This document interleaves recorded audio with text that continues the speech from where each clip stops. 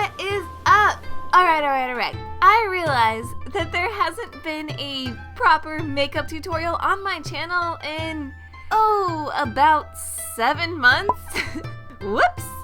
Turns out, during my recent inner reflection, I do think that if there is a future for my channel, that there is going to definitely need to be some kind of change. I realized I'm just bored of them right now. Bored of your everyday, step-by-step makeup tutorials, bored of repeating myself, bored of telling you to add winged liner, just bored of the routine, you know? But I am not bored of makeup itself. I'm not bored of painting. I love to paint. So that's what we're gonna do. And instead of telling you to wing your liner, I am going to tell you all about the artists who inspired this look. They not only inspired me, but they also inspired Black Milk to put their work on hoodies and leggings, which makes this an inspired by fashion video, which is really just kind of becoming its own series at this point. This look is inspired by Black Milk's Artist in the Muse collection, specifically the work of two ukiyo-e artists, Utagawa Hiroshige and Utagawa Yoshikazu. I'm just gonna warn you now, there are a lot of Japanese words in this video. I do not speak Japanese. I am trying. So let's kick it back to the Edo period of Japan. Utagawa Hiroshige. Hiroshige is one of my faves from this period. He is most well known, I think, for his series 53 Stations of the Tokaido. If you like his style, you should definitely check this full series out.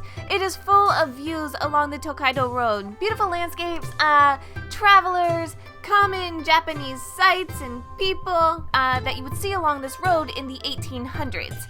53 Stations of the Tokaido is not the series that our inspo piece is from, but it's a seriously beautiful collection, and I just wanted to mention it in case you want to check it out. Hiroshige's piece Naruto Whirlpool comes from his series Views of Famous Places in the 60-Odd Provinces, 1855. I know I got you with that Naruto clickbait, but we are not talking anime today, sorry guys. We are talking about a super cool natural phenomenon in the Naruto Strait in Japan. In this body of water where the Pacific Ocean and the inland sea meet, there is a mix of the currents that causes these naturally occurring whirlpools to form during high and low tides that you can visit even now in 2018. These whirlpools inspired our boy Hiroshige back in 1855 to create this gorgeous woodblock print, which inspired Black Milk to put it on a hoodie, which inspired me to put it on my face.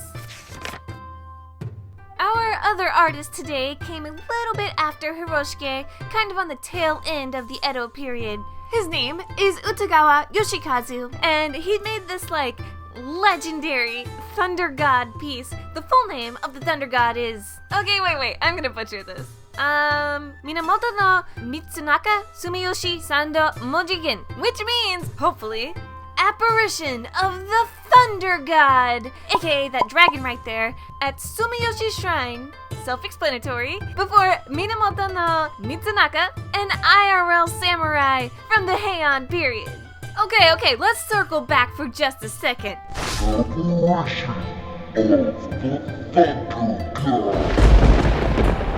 is the most epic thing I've ever heard in my entire life, ever.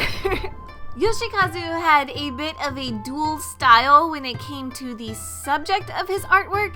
He loved himself a good, dramatic, fantastic scene with dragons and samurai and warriors and gods and extreme weather. But then, he also liked very, very, very tame, kind of boring prints about foreigners and foreign customs. Personally, I'm Team Thunder God. I don't know about you. For my interpretation of Yoshikazu's work, I am using the claw from the dragon, aka Thunder God, to come up over my eye, and then I'm shaping his body on my cheek to mirror the shape of the whirlpool on the other side of my face. A kind of symmetry, if you will, to tie the Yoshikazu and the Hiroshige together into one cohesive look. While I put the finishing touches on this look, I just want to give you guys a big shout out and thank you for letting me experiment a little bit here on my channel. I'm trying some new things to try to reconnect myself with my content and to make things that I enjoy and I look forward to creating.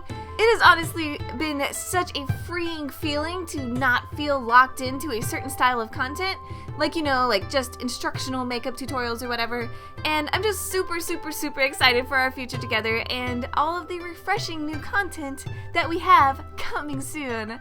So thank you for sticking around. I do definitely still love makeup. I love body paint. I love FX. I love all of it. And I know that I skipped out on talking about all the makeup deets in this video, so I will list out all of the products that I used in today's video in the description box below. Alright, that is it for this one.